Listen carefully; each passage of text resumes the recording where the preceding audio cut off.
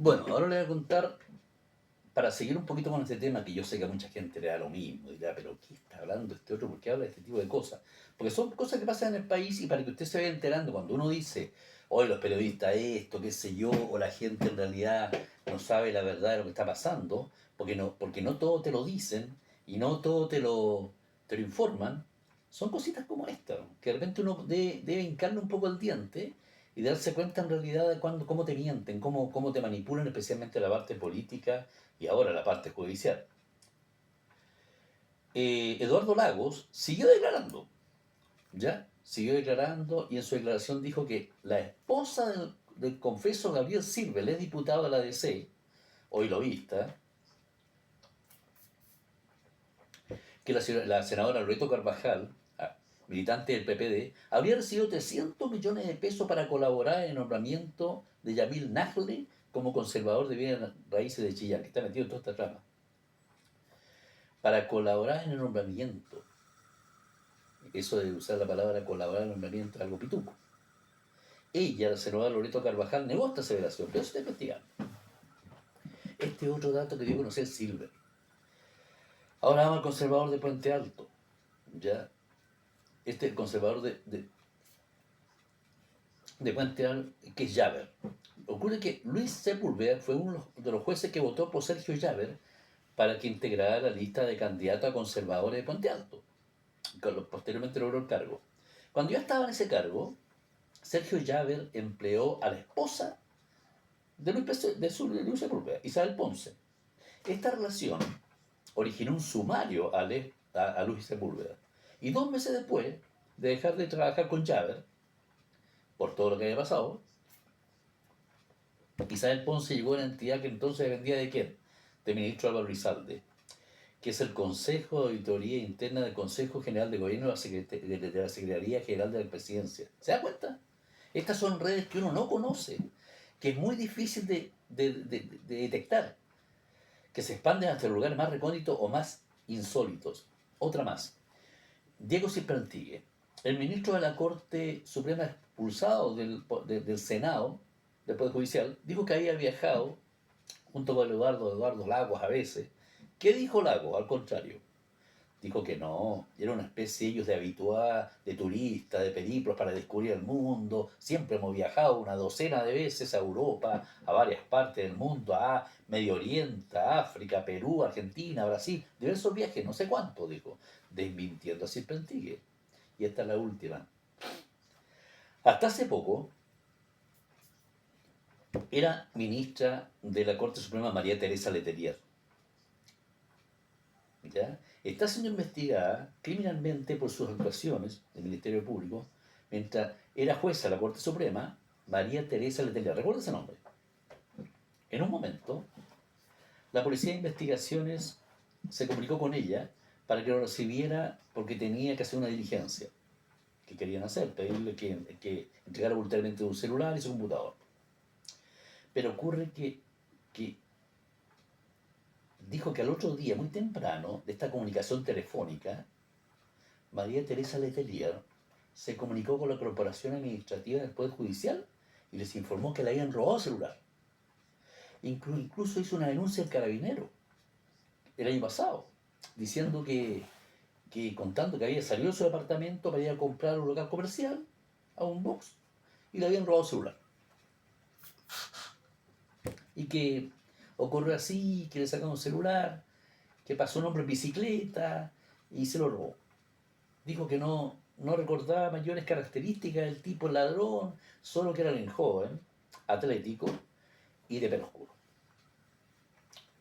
Esta es la ciudad de Letelier. Se empezó a investigar, obviamente. Se revisaron las cámaras. Nunca apareció Letelier, ella, nunca apareció Letelier caminando por esa calle donde dijo que había caminado, donde había sido asaltada. Nunca se lo observó saliendo de su edificio de departamento. Nunca. De hecho, se le preguntó al conserje del edificio, el conserje dijo, no, nunca salió del departamento. O sea, no hubo ningún problema de que le hayan robado celular. Para peor, el chip de un celular fue traspasado a otro equipo telefónico. ¿A quién pertenece ese equipo telefónico? A su hija. ¿Y quién es su hija? La ministra de la Corte de Apelaciones de Rancagua, Bárbara Quintana Letelier. Perdone que los aburre tanto con tantos misterios judiciales, pero estas cosas son así y ahora hablemos de política. Con la nominación de su gabinete ha conversado de facto el gobierno de Kast. La complicación para su equipo de gobierno fue mayor de lo que se esperaba en medio de presiones, de partidos, de expectativas. Recibió varias negativas. Kast le dijeron que no. De personas a integrarse al equipo ministerial bajo insaciable voracidad de grupos de poder, incluyendo entre esos grupos de poder a los grandes empresarios. Y aquí voy. Todo esto ocurre, en medio de una crisis del oficialismo, de la izquierda, biodivergencias que afloran cuando el poder que detesta se desvanece al acercarse la fecha de la entrega del mando presidencial. El oficialismo están apareciendo tizaduras, las diferencias, las que fueron siempre escondidas, pero el mayor interés que proporcionan los privilegios, que proporciona el poder. Pero mientras todo esto ocurre, Gabriel Boric está reclamando una y otra vez una especie de voz en el desierto, de una actitud casi bíblica, esperando la llegada del Salvador, de unidad, de unidad. Unidad sobre qué, para qué, la izquierda, habrá que verlo. Pero veamos lo que está ocurriendo en el gobierno. En el gobierno que se viene, obviamente. Porque el gobierno ya que se fue, ya se fue. La decisión más importante de un presidente electo es formar su gabinete. ¿Ya? Es el momento hoy en que el presidente tiene mayor poder, en que muchos le van a decir que sí, en el que puede modelar su futuro gobierno casi a su antojo, a su albedrío. Y José Antonio Caz decidió formar un gabinete casi solo de él y para él. Desde este punto de vista, es el gabinete más personalista del retorno a la democracia. ¿Se ha dado cuenta usted de eso? Más personalista que el primer gobierno de Sebastián Piñera. Los partidos políticos han quedado relegados a una posición menor, incluyendo, y esto es una novedad, incluyendo el Partido Republicano. Es verdad que los partidos están deteriorados, que son como islotes en medio de un archipiélago, pero tendrá Kast que vérselas en el Parlamento con ellos, los que tienen dominio pleno. Los partidos políticos y sus dirigentes además son personas acostumbradas al poder, amigos. Son personas acostumbradas a ejercer el poder y a cobrar las cuentas. Por lo tanto, este gabinete que ha armado José Antonio Kast tendrá una difícil relación con el Congreso. Pero Kast tiene un punto. No es posible que Chile Vamos quisiera tener una incidencia enorme si es que perdió la elección. ¿Cierto? Usted sabe, en el fútbol, hay muchísima corrupción, cada cierto tiempo caen los dirigentes presos, no hay transparencia financiera, en el fútbol pasa de todo, pero al menos en el fútbol una cosa se respeta, una por lo menos. El que sale primero es primero, es campeón, y el que sale quinto es quinto, ¿no? ¿Ya? Chile Vamos, que salió quinto, en la elección anterior salió cuarto, quería tener representaciones en el gobierno como si hubiesen ganado. Hubiese estado cerca de ganar, porque son insaciables, son voraces, son desembosados en su sacia de poder, hay que decir la verdad, ¿no? Lo mismo que hace poco decían que Kast era un ultraderechista que no aseguraba la paz social, coincidiendo en esto con la izquierda, ahora que querían tener una amplia representación en el gobierno, asumir como si, repito, no hubieran salido quintos y como que sus feriosas críticas nunca hubiesen ocurrido. Así la política. La capacidad para intentar que la desmemoria sea un patrimonio común, el acto de pedir sin mesura, enojarse, y si no le da lo que necesita es notable, y viniendo de una clase política que el poder le queda poco. ¿Ya? Esto naturalmente va a tener costo para Kast, por supuesto. El gobierno, lo que le cuesta es altísimo. El gabinete, todos lo sabemos, predominan los independientes, en este gabinete que armó. Es posible además que con el poder del gobierno, en la medida que pase el tiempo, se vaya plasmando, todos los partidos vayan desapareciendo en su partido. Que además vayan ahí recién, a medida que pase el tiempo, vayan aumentando un poco más los partidos y su gabinete. Cuando los gobiernos van perdiendo poder, cuando vaya perdiendo poder, Kast, porque así es, ¿no es cierto? Empiezan bien, pero después siempre pierden poder. Entonces, ¿qué es lo que pasa? Es todo esto fruto de la enorme cantidad de partidos políticos que hay en el Congreso, donde es posible observar en algunos momentos una especie de anarquía partidista.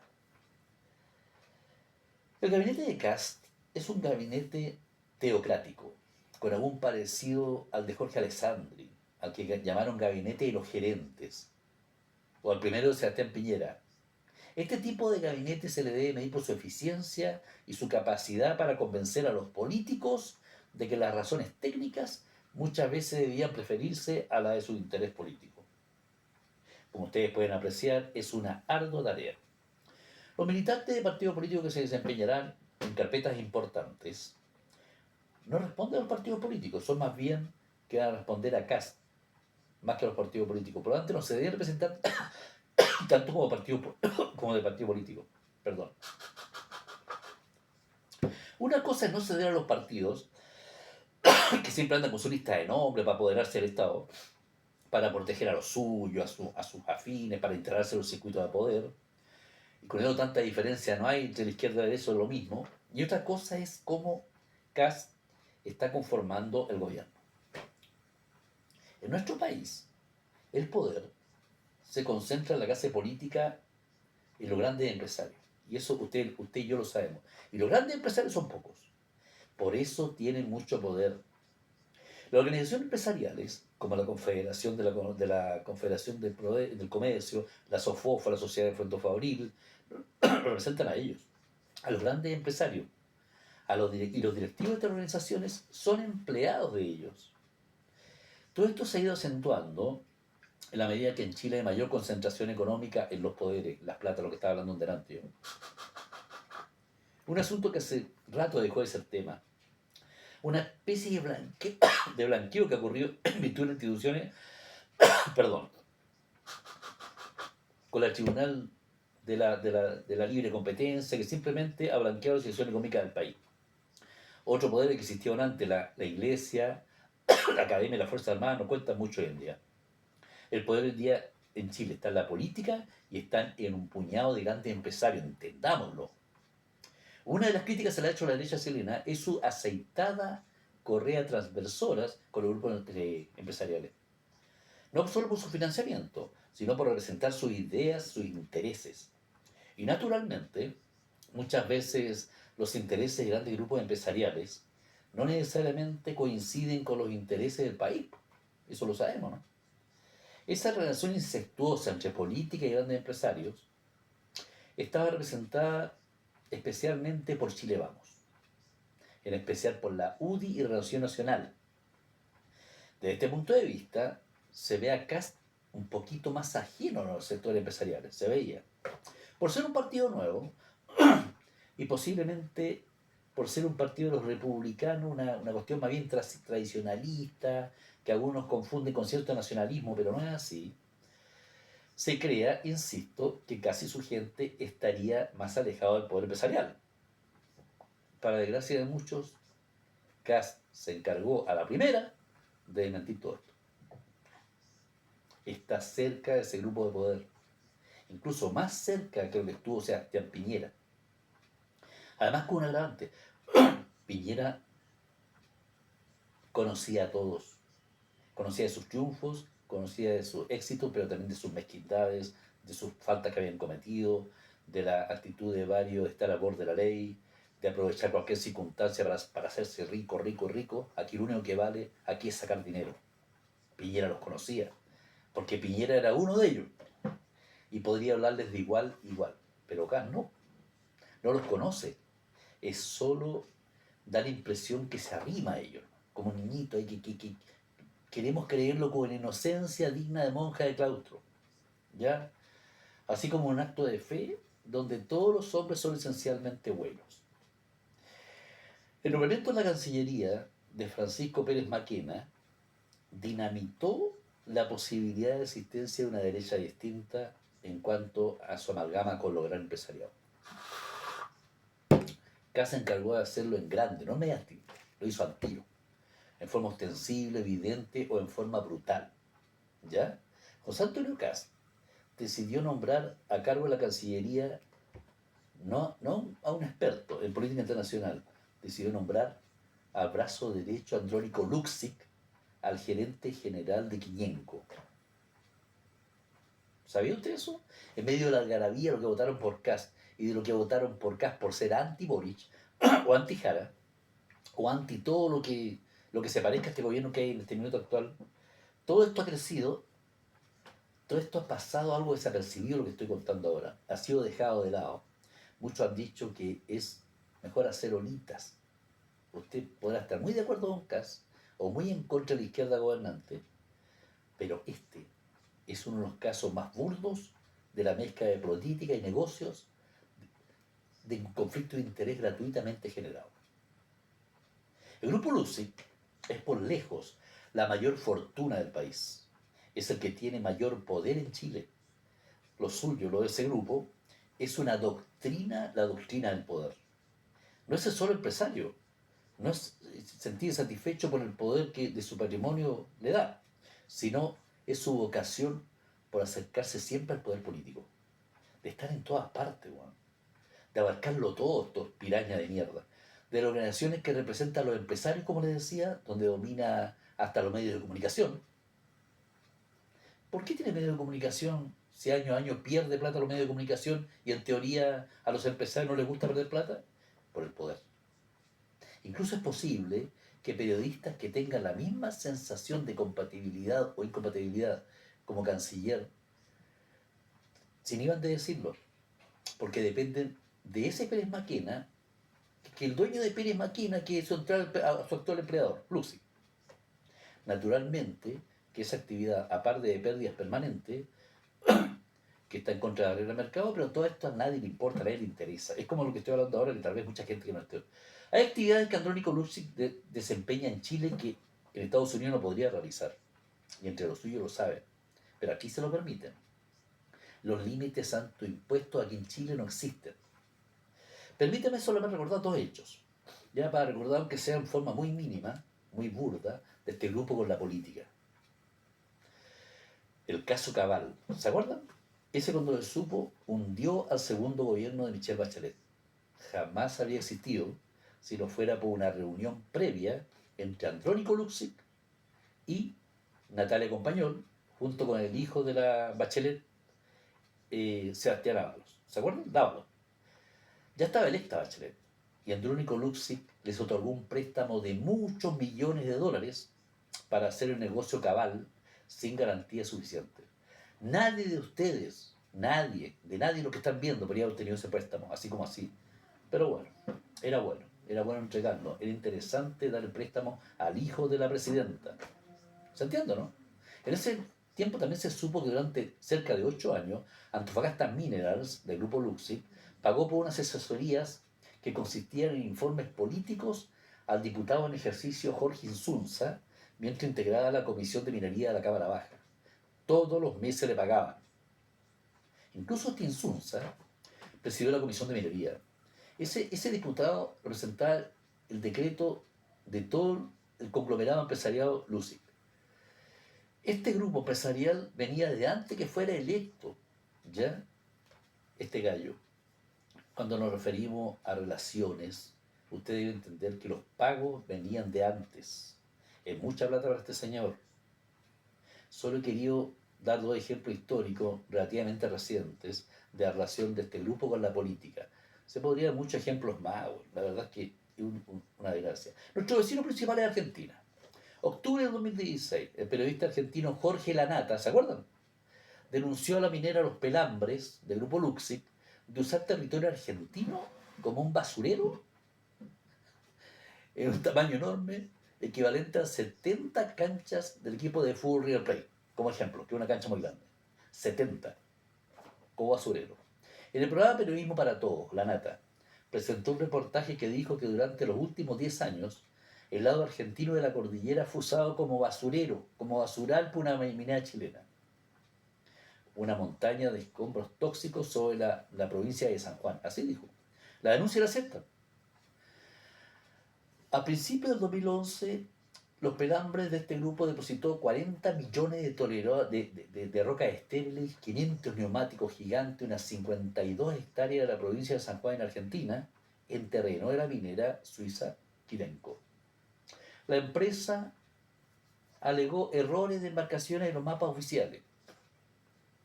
Esto se supo porque los argentinos reclamaron que la basura que estaban depositada en su territorio eh, era así. Y Luxi pensaba que era territorio chileno.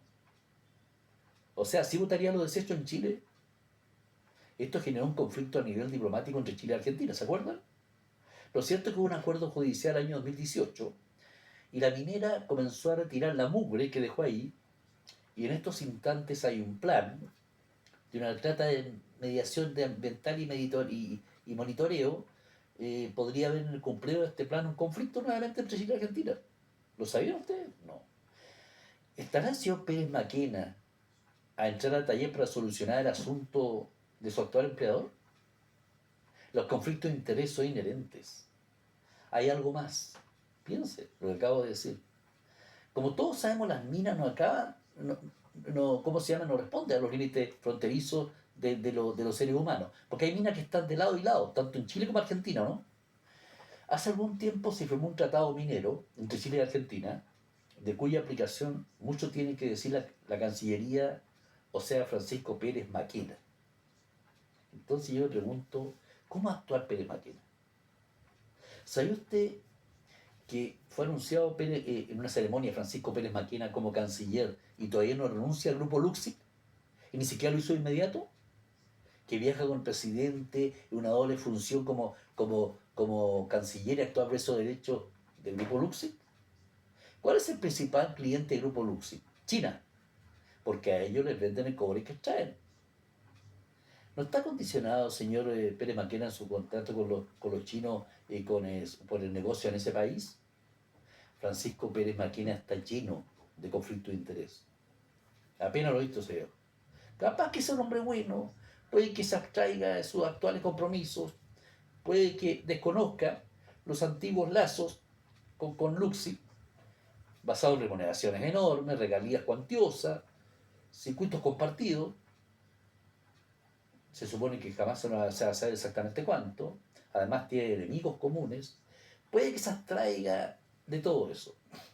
Pero esta suposición de que se abstraiga de todo eso no importa. Porque ni a usted, ni a mí, ni a ninguno de nosotros se nos puede obligar a confiar a ciegas cuando son los intereses nacionales los que están comprometidos. Los actos de fe son individuales, amigo, pero no se pueden imponer a terceros. Hace tiempo que se habla que no se puede saltar el mostrador para estar un día a un costado y de otro día al otro lado. Y hay que dejar de pasar un tiempo para eliminar los conflictos de interés. Pero aquí nada de eso ocurre en Chile. Nada. Los conflictos de interés siempre están. José Antonio Cast realizó su primer viaje como presidente electo. Fue a visitar, usted sabe, Buenos Aires, Javier Milei. ¿Fue acompañado de quién? De Pérez Maquena, del presidente de brazo de derecho de Luxi. ¿En qué calidad fue? O planteo la pregunta un poco más decente.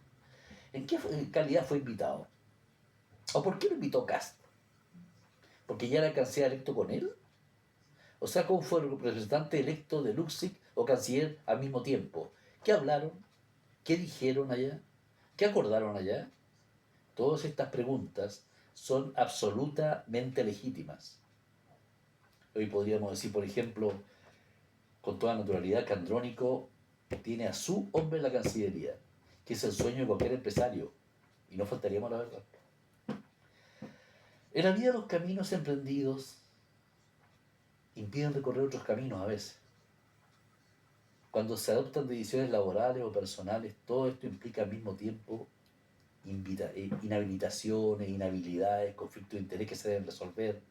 Ha sido una constante cierta clase empresarial en nuestro país pensar que lo pueden todo, que lo hacen todo, sin límite, se creen poderosos. Y este es un caso, porque ya el patrimonio da poder, y el patrimonio enorme da un poder enorme.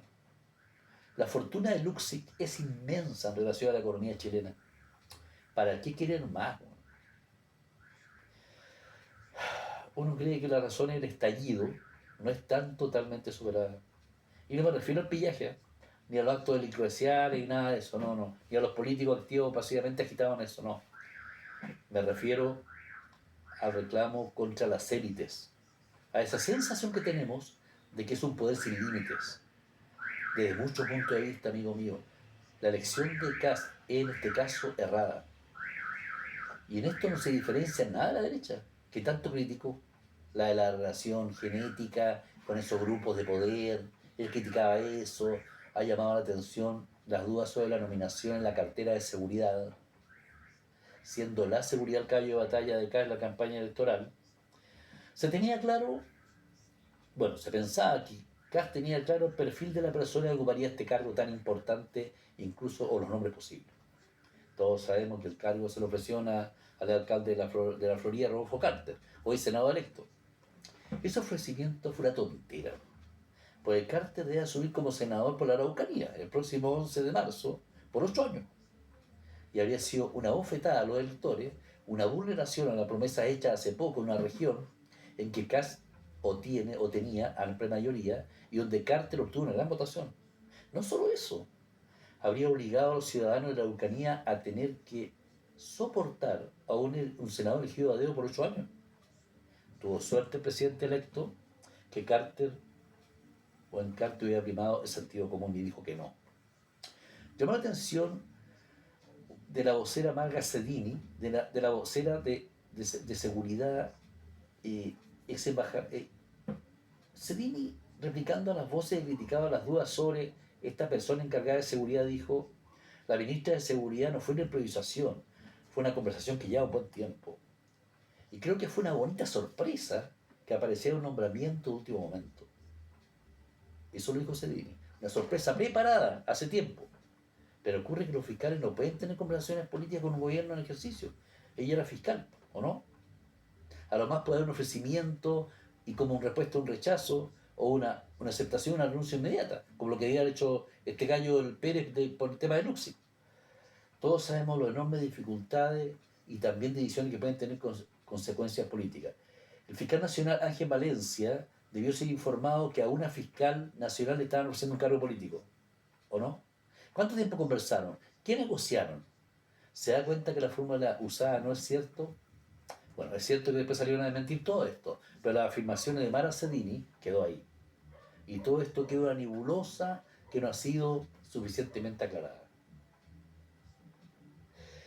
Es posible que el presidente electo además haya tenido suerte con que no haya resultado el nombramiento de Santiago Gomón como ministro de Minería, mientras era gerente general de una ministra de la empresa minera canadiense, los Andes Cooper.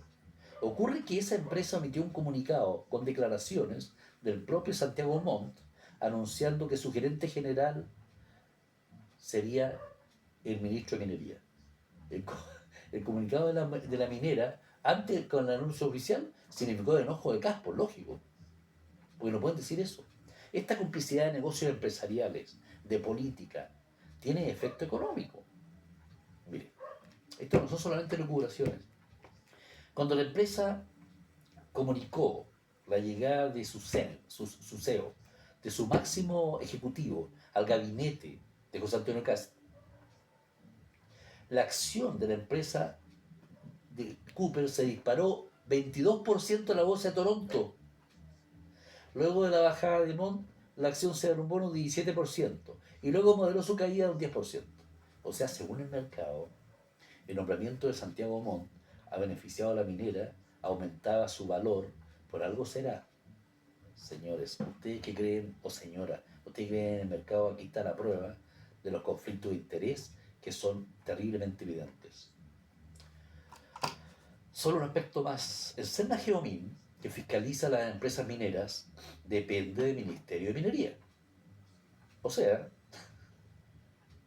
el ministro, el ministro tendría que supervisar a la empresa que estaba gobernando recién. ¿Se entiende, no? Es como que, no sé, ¿qué le puedo hacer? O sea, totalmente a cargo de todo el tema. Es evidentemente el conflicto de interés. Hay una columna de Alfredo Orione, exdirector del Centro de Gobierno Corporativo y Sociedad de la Escuela de Negocios de la Universidad de los Andes, en el Diario Financiero. ¿Qué sostuvo este gallo? Algo interesante con respecto a este caso.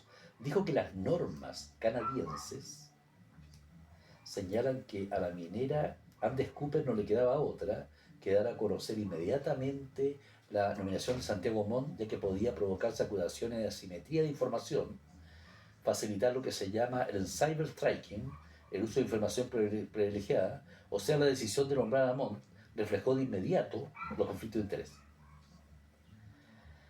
Insisto en que llama la atención que Cast, después de todo lo ocurrido, después de todo lo que pasó con la derecha y los sectores empresariales, no haya aprendido la lección, no haya aprendido nada.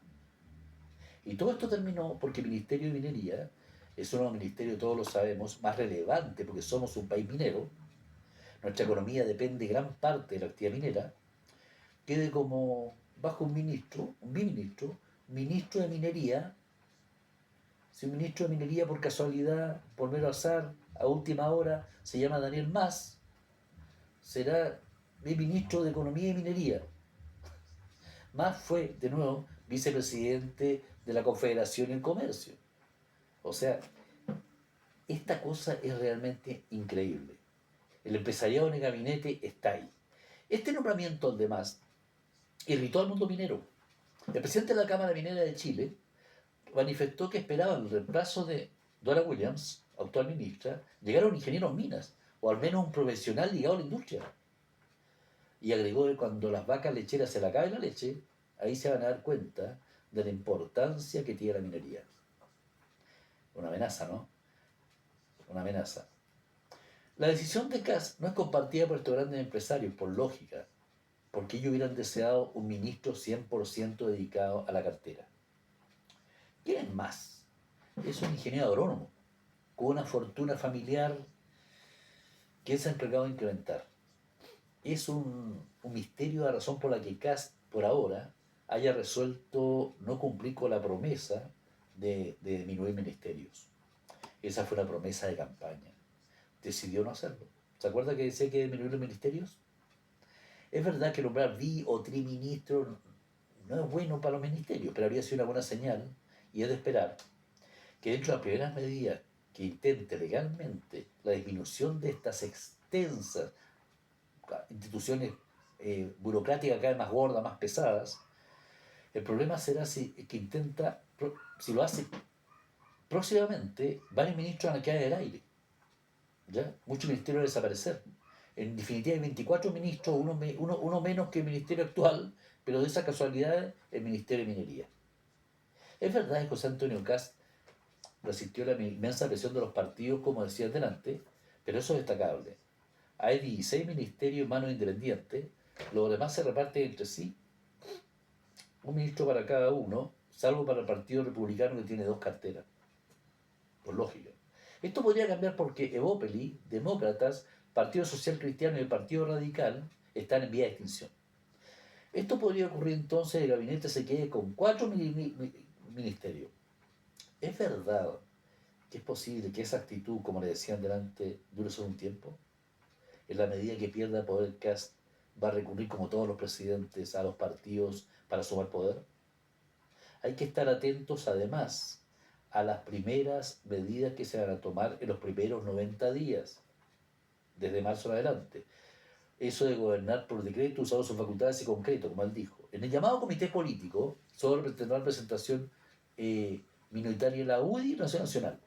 Esto también cambiará con el tiempo.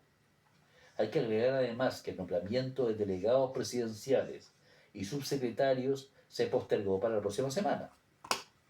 Entonces hay una presión grande de los partidos para quedarse con esos cargos de delegado. Algunos, muchos de nosotros, podríamos pensar que todas estas observaciones acerca de los conflictos de intereses son inoportunos, que no viene al caso, que hay que respetar esa especie de luna de miel con los gobiernos, o simplemente hay que callar. Pero lo de la luna de miel es para la clase política, no es para nosotros. Nuestro deber ante cualquier gobierno es observar como ciudadanos, ver, chequear qué está pasando. Todos los gobiernos, cual más, cual menos, creen que inician una nueva era en el país. O sea que con ellos hay un cambio, un punto de inflexión. Antes de iniciar el gobierno siempre se reúnen, se hacen conclaves, intentan lograr cierta complicidad entre ellos, se contrata a un actor de libro, a un gurú, como en su época era Fernando Flores, que estas famosas charlas, ¿te acuerdas? Charlas para ponernos todos en sintonía.